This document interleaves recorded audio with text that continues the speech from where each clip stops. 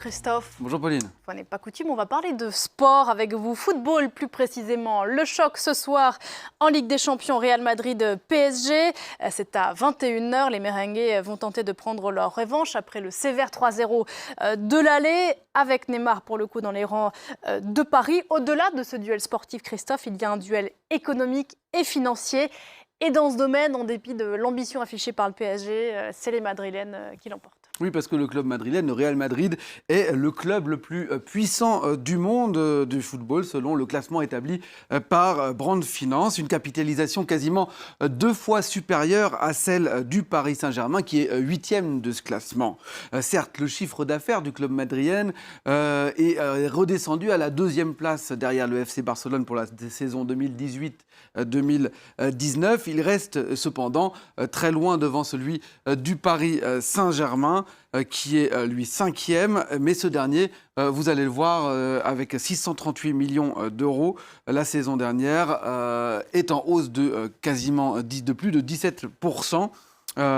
Et si on compare même ce chiffre par rapport depuis 2011, c'est-à-dire depuis ces 8 dernières années, on voit bien que le PSG a plus que quintuplé ses revenus depuis 2011. On va le voir sur la courbe et on voit que cette courbe du Paris Saint-Germain rattrape peu à peu celle du Real Madrid. Alors ça montre l'ambition du club français, ou plus exactement du club qatari, car le Qatar a acheté le PSG en 2011. Oui, les Qataris qui se sont en quelque sorte inspirés du modèle économique du Real Madrid. Le club espagnol, beaucoup plus ancien que le Paris Saint-Germain, il faut bien le dire, avec une création qui remonte à 1902, et la propriété de 90 000 socios, c'est-à-dire des supporters qui sont actionnaires. Mais il est dirigé par cet homme, Florentino Pérez, depuis les années 2000, et sa recette à lui, à Florentino Pérez, qui est un mania de la construction immobilière, eh bien, elle est très simple. Il s'agissait d'acheter les meilleurs joueurs et aussi les plus chers pour faire grimper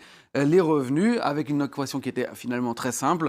Les meilleurs techniciens dans l'équipe, quand on a ces meilleurs techniciens, on n'a pas de problème de revenus. D'où les recrutements successifs de Zinedine Zidane, de Cristiano Ronaldo qu'on voit ici, et puis plus tard de Gareth Bale, le voici.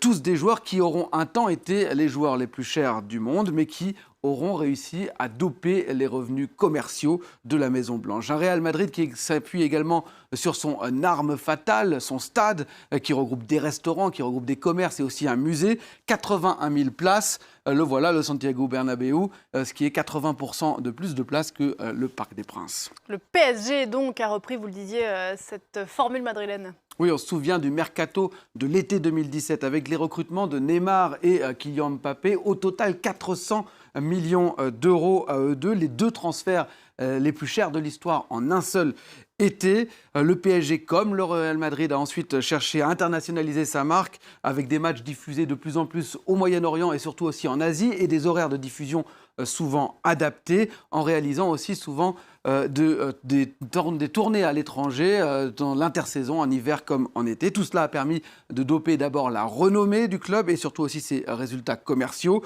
les droits télé, le merchandising notamment, grâce à 2 contrats publicitaires avec Nike et avec une filiale du groupe Accor, ou encore en termes de fréquentation de stade. On la voit ici, cette fréquentation de stade de 115 millions d'euros contre 24 millions en 2011.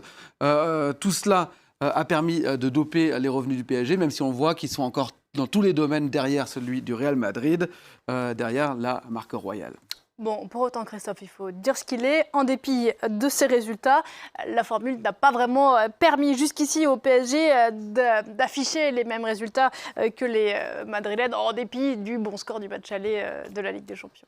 Oui, c'est bien le problème, puisque les 2 clubs ne jouent tout simplement pas dans la même cour sur le plan des résultats sportifs. On a d'un côté le Real Madrid, 13 fois champion d'Europe en Ligue des Champions. On le voit ici lors de sa coupe dans les rues de Madrid en 2016. 5 titres ces 7 dernières années. Et de l'autre, on a le PSG qui n'a jamais dépassé les quarts de finale de la Ligue des Champions, qui depuis 3 ans même stagne au stade des 8e de finale. Alors la question que certains se posent, Est-ce que la patience des Qataris va durer? Surtout que ces derniers ont désormais des visées pour racheter un autre club européen, le club anglais de Leeds. On voit ici son logo.